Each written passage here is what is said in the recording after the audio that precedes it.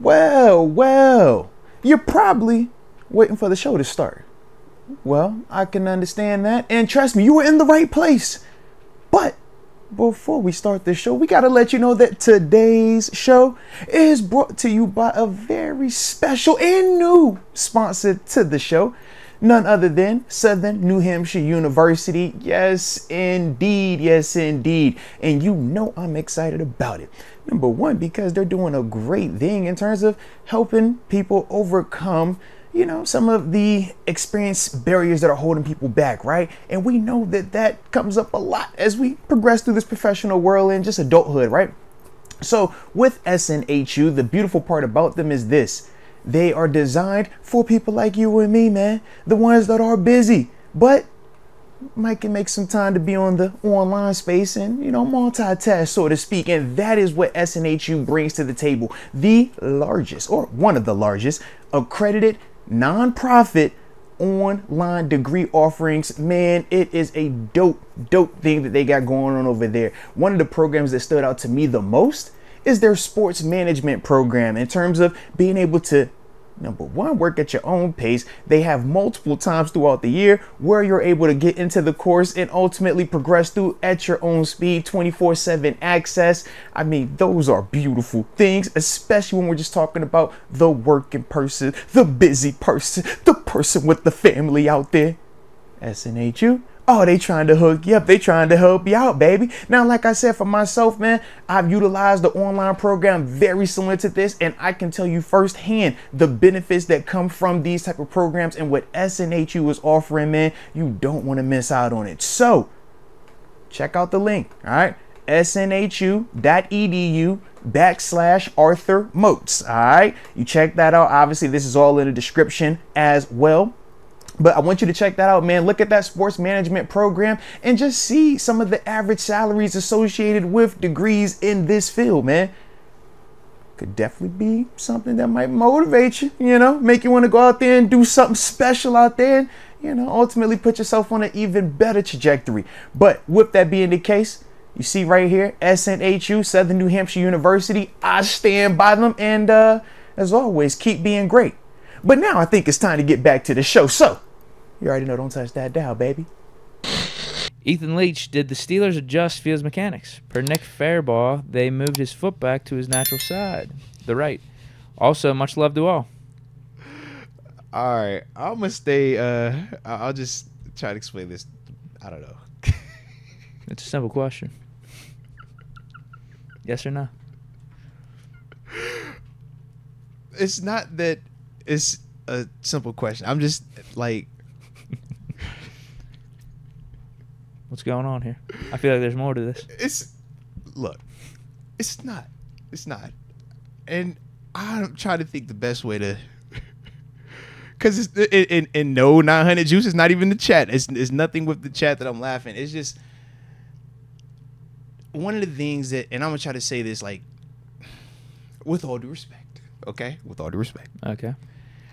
It's one of those things when, as a player, it's like, yo, certain things are kind of blown a little bit more out of proportion than what it is, or it's like you got all of that info from what?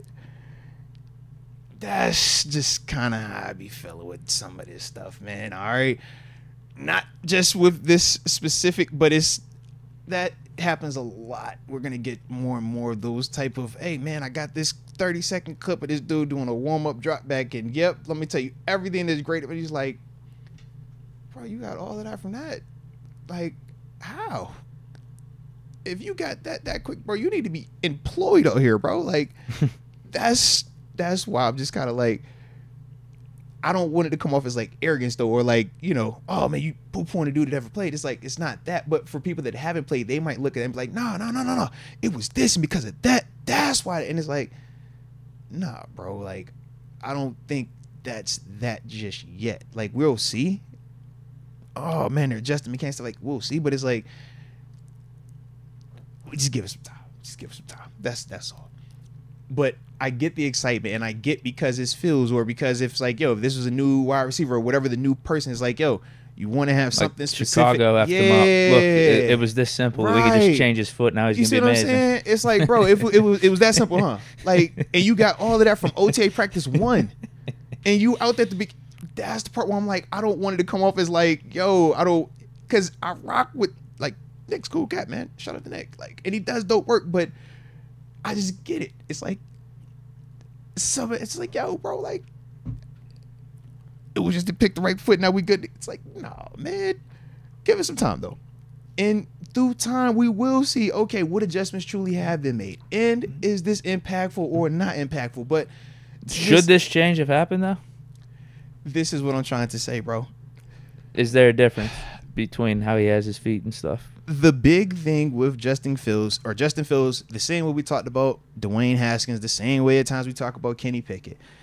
The mechanics of when you're doing your 3-step, 5-step, 7-step drop, you should have a certain tempo, a certain cadence to your drop. So when your third foot hits, it's not hit, bounce, get back, then throw. It's 1, 2, pop. Now I'm ready to transition. 5-step, 1, 2, 3, pop. 1, 2, 3, 4, 5, pop. 7-step, 1, 2, 3. In the O-line, the routes, everything is mirrored together. The issue with Justin Fields in Chicago was his drops weren't consistent. So if it was a 3-step, he's giving you 4.5, or he's giving you 2.5. O-line's blocking 1, receivers running different routes, and now he's stuck holding it, trying to be the athlete, and we're questioning, can you read it? Can you see the field? Is it the receivers? Is it the coordinator? Like, what is it? So footwork is key. The same when we talk about Dwayne Haskins, RP to him. Whenever he would roll out, it's like, bro, man, his feet just get out of order. And it throws off his touch. It throws off his accuracy. It throws off the timing. And same with Kenny. It's like, bro, if you don't consistently drop back and have this over and over and over where everybody's on the same page, that little detail can be the reason why you get sacked. That little detail can be the reason why that slant route isn't open by the time you get to your drop, because you don't want a 4th step instead of that 3rd step. If you 1, 2, 3 and you rocking in that thing, boom, boom, he's 2 steps in.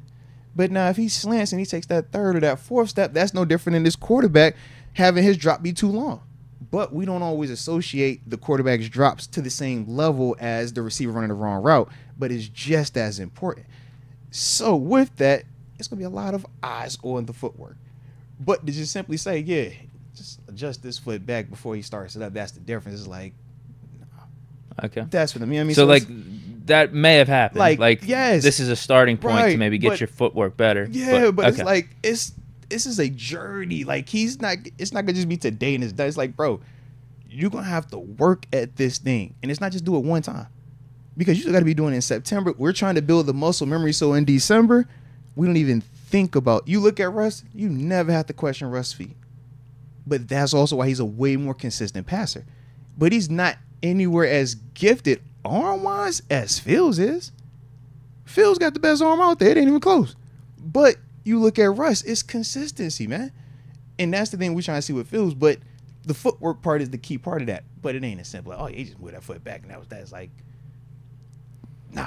But it does beg the question, why wasn't the foot back to begin with? Because they already tried some of this stuff. Okay. It's the consistency of it, because he had multiple coaches and quarterback coaches that he worked with.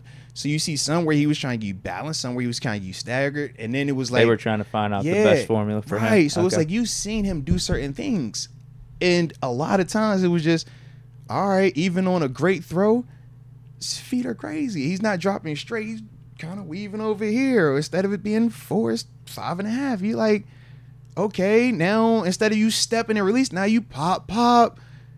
Now you get back, now you throw it. Or it's times where he's taking the snap out the gun, and it's like, yo, your feet, like you're catching it, and now you got to reset, and then you get in, and it's like, bro, if everything is happening like this, you're wasting how much time just off of that, but you're doing it, you know, self-consciously, not even thinking about it, right? Because you're just what I've always done. And he's such a great athlete, so talented, that he gets away with it. But at this level, because of how competitive and how fast it is, that's why he struggles a lot more now than at Ohio State. Because he's staying with Ohio State. It's been on his tape. It's just he's been able to overcome it everywhere else. This level, it's like, yo, you're going to have to do a little bit more. And he added the legs.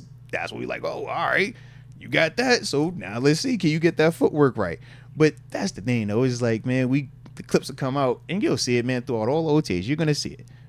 Oh, man, look, da-da-da-da, this was that, da-da-da-da. He's great. Check it out right there. You like bro, Now you got to do it in preseason. Now you got to do it in the yeah, game. bro.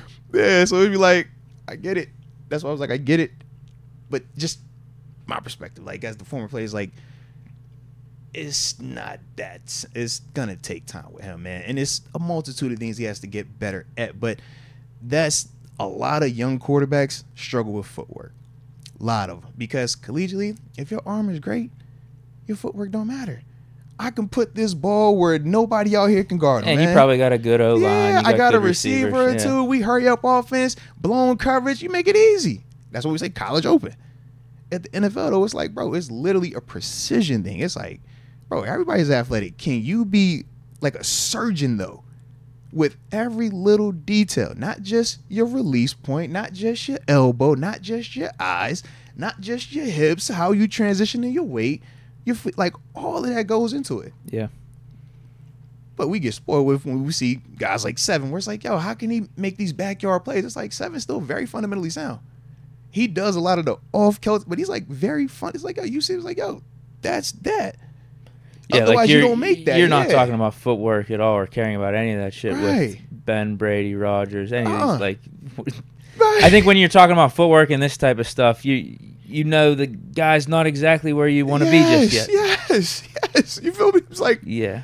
that's what we on right now. It's like, bro, you got to get that. You got to get your foundation. But the quarterback position is like, we focus on the arms. Like but you brought up Russ. That's a great example. We're not talking about his footwork or anything. But the great quarterbacks are built feet up. You look at their feet. If their feet are what they're supposed to be, that helps everything else out, man. That's going to make your velocity better, your accuracy better. When that ball is coming off your arm, all of that starts lower body. This is the last part of it. But a lot of times you see the dudes focusing more on that at this level. And it's like, yo, you got to get back to the basics, get back to the fundamentals. And that's what we always talk about a lot at this level is like, don't get enamored with making the exceptional play. Be exceptional at the ordinary stuff, man. Because if you're exceptional at doing this ordinary stuff, that type of stuff comes as a byproduct of this. AB one of the most fundamentally sound receivers you will ever see. Hands, below the belly, above the belly, footwork, getting in and out of breaks, dropping the weight. That's the stuff that makes you great. That's stuff that will put him in a position to make a one hand off the helmet. But you probably got kids over here, I want to catch the one hand off the helmet. It's like, bro, you know how many times I've seen AB catch 100 of these? Post practice, 100 of these, lay down on his back, 100 of these, just dropping them. That's how he gets to the, let me catch this one on the sideline with one hand falling out of bounds. That's how he gets to that.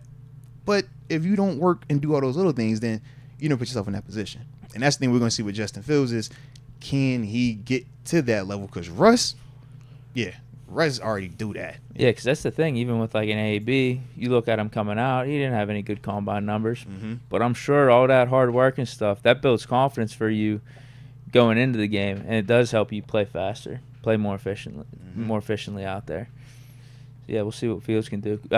Curious, though, we're talking about Fields and Russ's arm, like the comparison. Yeah. Are you giving Russ the deep ball, though, over Fields? This is the thing.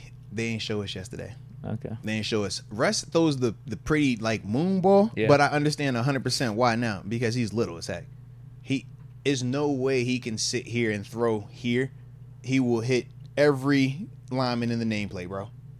Like, you think what the name, not the helmet, you can hit him in the nameplate. So he has that arc. So that's why I was like, I understand that 100%. Whereas Fields is gonna look like the Vic. You remember the Michael Vick commercial, the Vic experience? Like, it give me that type of. He can do one of those. I've never seen Russ do that, but Russ, I don't think can because of the situation that's in front of him. He has to go over the top. And for whatever reason, those moon balls though are like they're extremely gorgeous, effective. Yeah, they're gorgeous, man. And there's times where I'm looking, I'm like, that should not work, and it works like consistent. His accuracy is like crazy. Yeah, I'm like, bro, you must have been like a man at geometry or what, like your angle game is stupid, bro. Yeah, the way you're talking about Russ, I mean, it's got to make you appreciate what he's done thus far that much, like in his career. When I tell you my appreciation for Russ grew so much more after seeing him in person yesterday, because I definitely thought he was just bigger. So it's like to see that, it makes you really respect how he details his work. how he commands an offense. Because when I tell you he's the smallest dude in the huddle, but ain't nobody balking, ain't nobody thinking twice about anything that he says, and that's that command. And that's the part where you want to see Justin Fields Something you had to get earn. more of that. You gotta work your ass off for. Absolutely. But that's the difference. It's like you can just, one is the proven OG vet champ. He knows what he is capable of. He knows what he's already overcome. And he's here to just keep proving what he knows he's capable of. And then you got the young guy who's elitely talented, but just wet behind the ears. You know, he's just young. He trying to figure out, all right, what when he locks in like that, what is that? Like, how do I get, yeah. But that's the gift. He got all, yeah. It shouldn't be a debate. If this was like, yo, let me fast forward you to 5 years and you stay right here, let's see what it is. It shouldn't be a debate because the talent is that. But this the game at this level. It's like it's a lot of talented players, and then you got the dudes that are extremely just detailed, precision, and yeah, them dudes beat out a lot of them talented dudes. No, you're right. Yeah, because that's what it's gonna be with Fields. Like, does he have what Russ has, like, internally? Yeah, because that's what got Russ to where he is right now. Think about it, bro. Russ being, third round pick, short coming out of college, overlooked. You came into a situation where they were bringing in Matt Flynn and Tavares Jackson to be the guys in Seattle. Paid both of them that offseason. Yeah. Yeah, just completely different pass, honestly. If you just look at Russ, him coming in, and Fields coming in. Fields, first round pick, like, you're the franchise. We're going to give this. I know they didn't give it to him right away. But essentially, midway through his rookie year, he became like their quarterback, and they were going to do everything they could to, like, cater towards him in a way. Yeah. Whether they were successful or not, I mean, Bears obviously not the best organization out there, but it was like Fields, like, you got the job. Like, Russ came in as, like, I don't even know if was he the backup, was he the third stringer, but like he had to work his ass off to get named the starter week 1. And then man, over the guy, you're right, Matt Flynn. They just gave the contract to in the offseason. Yeah. So that's my thing. I'm like, Russ has already, climbed the mountain, so to speak, and been up top. And he got it out the mud. He's a dude that a lot of guys, you're like, yo, that's Russell Wilson's story more relatable than the Justin Fields story. Yeah. Yeah. So it's like, you see that, and it's like, it resonates. But at the same time, you understand why Fields has the vibes that he got around him, because it's like, oh, you're those mutant types that we hear about all the time. Like, you confused is because you won't 6'6", couldn't do two, 3 backflips in a row.